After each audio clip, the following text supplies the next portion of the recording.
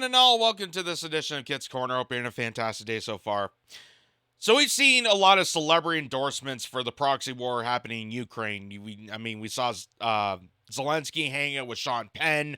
Ben Stiller went over there. There's a bunch of other actors and actresses and a bunch of Hollywood elites that have championed the idea that we're funding a bunch of neo-Nazis to build this coalition of NATO extremists and neo-Nazis in the United States Western Imperial Empire to cultivate together to cause an atrocity among innocent civilians of both Ukraine and Russia, to somehow demonize Russia, to isolate Russia, even though the Russian economy is improving, and it's improving so much that they're teaming up with China, which is why we're also, building on the terror with China, and creating this new kind of front of an economic partnership, the BRICS, between China and Russia, India, Saudi Arabia, and it's destroying the stability of our entire empire.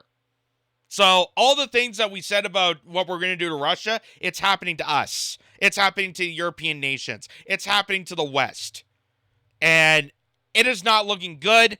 It is not looking, there is no victory in this. There's no real winners when it comes to an atrocity war like this. There's no winners. There's just a bunch of dead bodies and conflict and erosion, and the economic impact that is hurt upon us is even downright worse. But celebrities are okay with it because they think they have a good heart. They think they're doing their motto and their due diligence to push the CIA propaganda of influencing this war. So there's so much of an influence to this that Sean Penn is working on a documentary. Sean Penn, who was considered one of the greatest humanitarians, he did the Fast Times at Ridgemont High, which is really a fantastic movie. And I used to actually like this guy. I used to actually like this guy. When Team America made jokes about him, that used to be him. That used to be him. That used to be the humanitarian in him. That used to him going to other countries and helping people in impoverished areas. Now he's going over there to bolster the people that are penalizing and ganging up and attacking the impoverished people that didn't want to be in this war in the first place. Because that's what this documentary is about. It's not about the true impact of Ukraine. It's not about the history of Ukraine. If you really want a documentary to witness all of that, I would advise people check out Oliver Stone's documentary, Ukraine on Fire, on Rumble, which is absolutely amazing because it really dives into the details of the history of Ukraine, how this country had ties with Russia, the civil wars that were in with Ukraine, how this conflict arose, the 2014 Maidan coup, Odessa, Crimea, how those come into play. There's a whole orchestration to this that people are not aware of.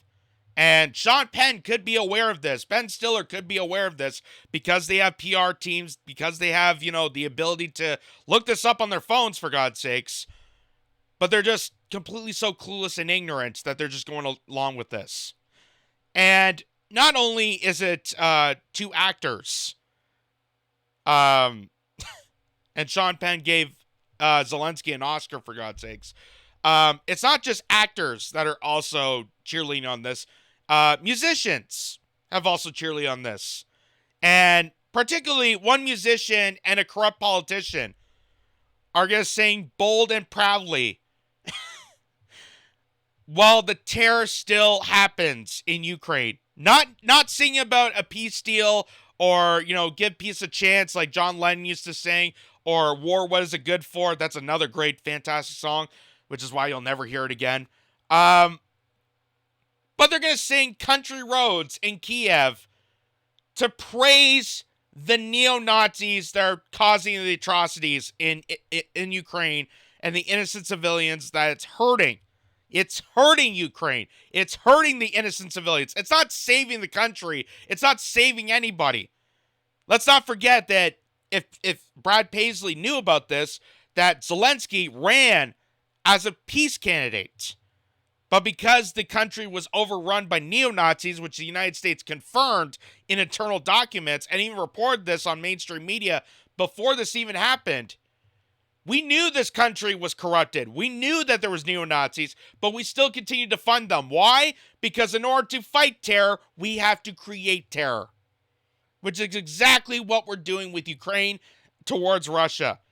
As Adam Schiff said in Congress, the reason why we're having this there is so we fight them there and not over here.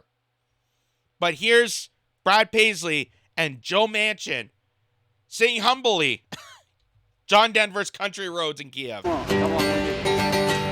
Here we go. Take me home, country roads, to the place I belong. What? Virginia. Terrible. The mountain mama, take me home. Country roads. You're too loud, Joe. Thank you guys for having us. God bless you all. Boy, if they think their timing is terrible, wait till they actually take a walk down the street and realize that people are taped to lampposts with their pants down and a cork in their ass. Wait till they see that, you know, the ordinary Ukrainian lifestyle. They're going to think that's a prank. They think that, you know, there's an Ashton Kutcher there. They're just pranking those people. Not a bunch of neo-Nazis that are terrorizing innocent civilians, which is exactly what is happening in the front doors. Which, again, any celebrity, any newscaster, any person, including myself, could easily look this up. Anytime I see conflict abroad and, you know, there's a foreign affairs outbreak, one of the first things I do is look at social media accounts from people inside that country. Because I want to know what's happening on the ground. I want to know what's happening right in front of their eyes. The innocent civilians that have access to social media, I want to know what they're seeing. Before I get the mainstream media approach of, we got to go over there because humanity and you know, we got to save democracy. We got to save democracy. It's about humanity. It's about safety and security. And what about the impact on those people? Which they kind of do sound like that. Exactly like that. But here's the really interesting part. Because now things have actually turned. And now the mainstream media is actually starting to pick up on this. They're starting to pick up on this. Just like 20 years later, they're starting to pick up to realize that the Iraq war was actually a lie and constructed by the most nefarious people of our U.S. government that lied us to invade this country, and why we have an outburst of terrorism is because we manufactured terrorism. Just like that, 20 years later, we're finally figuring that out. Here's what the Washington Post said. Just randomly. And this is even before we're broadcasting this. This article is written May 10th of 2022. The Washington Post saying, Russia is right. The U.S. is waging a proxy war in Ukraine. The Washington Post is accurately correct, is putting account the fact that we caused this war. The Washington Post. I'm stunned. I'm speechless. Because this never happens in the Washington Post. The Washington Post, just like the New York Times, just like any other big, huge publication, is going to rage warfare. They're going to do whatever it takes to rage warfare. You're not going to see this in the New York Times, but the Washington Post, wow. I guess Zelensky didn't, thank Amazon for going over to Ukraine. I guess since there's no chances there's not going to be a warehouse in Ukraine, Jeff Bezos is going to print this. Oh my God. So it says the war in Ukraine isn't just a conflict between Moscow and Kiev. Russian Foreign Minister Sergei Lavrov recently declared it is a proxy war in which the world's most powerful military alliance, the North Atlantic Treaty Organization, is using Ukraine as a battering ram against the Russian state.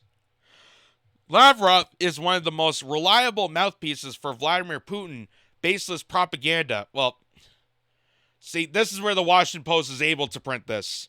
Because they're correct in the headline, But as you're reading this, they have to twist the words. They have to twist it around to make sure that, well, it's still, Russia's still bad.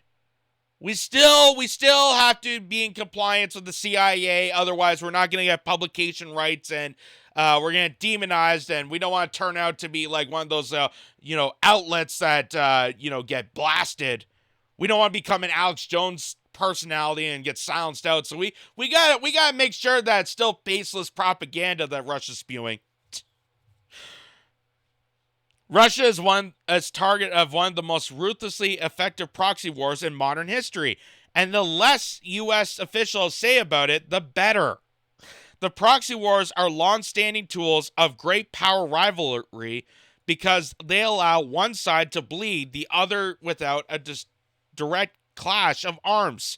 During the Cold War, the Soviet Union bled the United States by supporting communist proxies in Korea and Vietnam. The U.S. got revenge in Afghanistan and Nicaragua during the 1980s, supporting anti-communist insurrections, who killed Soviet troops and destabilized Moscow's clients. America would do to the Soviets what they've been doing to us, said National Security Council official Richard Pipes. At a very low cost, they can make it very hard for them. The only difference is it is not a low cost, ladies and gentlemen.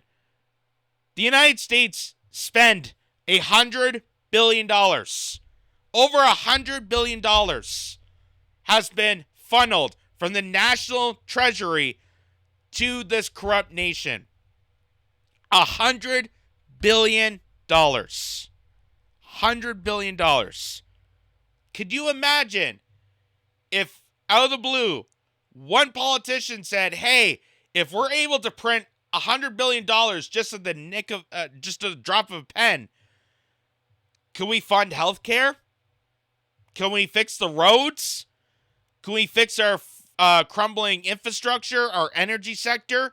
You know, you want everyone to get electric vehicles. How about building an energy infrastructure that could support that? You know, things that would actually benefit the majority of the country and would actually create jobs and actually make things better and prosperous for society. But no. Because the military-industrial complex, they don't look at society as prosperous. They look at us as, opportunities. The opportunities to kill, the opportunities to hijack resources, the opportunities to then sell those resources to suckers like us. And then they also have the opportunity to manufacture propaganda and hatred to have us kill one another. But that's another story. The key to the strategy to find a committed local partner, a proxy willing to do killing and dying, and then load up with arms, money, and intelligence needed to inflict shattering blows on a vulnerable rival. That's just what Washington and its allies are doing to Russia today. Ukrainian forces are nothing if not committed. They have been willing, in many cases, to fight to the last man. They have proved themselves far more effective. Even the U.S. intelligence community anticipated when the invasion began. Putin's ill-conceived aggression has left Russia in a terribly exposed position, and the Kiev government and its supporters have no intention of letting Moscow escape the trap. Except that's a lie. Russia is actually way stronger now than it was when they invaded. And I'm using that term lightly, invaded, because we poked the bear. We were the ones that had military bases surrounding the Russian front. We had military bases surrounding Russia, poking the bear, poking the Donbass region, which is what Russia is defending, is the people, the citizens of the Donbass region who identify with the Russian culture, who identify with the country of Russia. They're the ones that are being defended by the Russian troops. And we have military bases surrounding Russia. We're poking the bear, and Russia comes in to defend those people. That's what's really happening. And again, if the Washington Post is able to somewhat say the truth about this, I'm sure that Brad Paisley, Joe Manchin, Sean Penn, Ben Stiller, and any other celebrity, any single elitist, any other single billionaire, corrupt CEO, whoever, even the people with Ukrainian flags on their cars, could easily look this up on their computers, on their laptops, on their cell phones, and witness what is happening, but they won't. They will not. Why?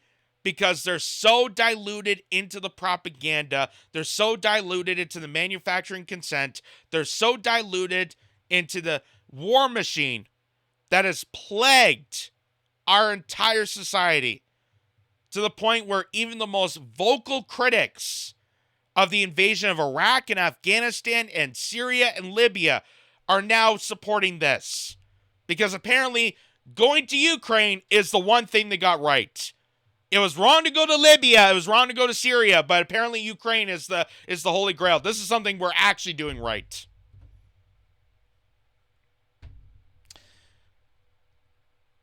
As it's just proving once again that this is the war machine, once again manufacturing a proxy war to go against its fictional rivals. And they have to sell you the idea of war. They have to sell you this idea. That's why they keep telling you that Putin's this bad guy. Putin's this awful thing. The Russian economy is collapsing. Ukraine is winning. That's why we have to send more money towards them. Because apparently Ukraine is just thriving right now. Which, even out loud, just doesn't make sense. It's thriving so much that we got to send more money to them. But again, this is America. This is the West. You know, we give money to the people that already have an extraordinary amount of money because they're thriving so well. That's just the way it works. In this backwards, upside down, crazy, sociopathic world that we live right now, ruled by criminal elitists, ruled by the criminal cabal, that wage war against us every single day, and they manufacture consent, they manufacture aggression, they manufacture this hatred, so that we start killing each other for their capital. And that's exactly what's happening in Ukraine, and Brad Paisley is now part of this cult. Is now part of the cult of thinking that, you know, we're doing due diligence, when really it's just business as usual.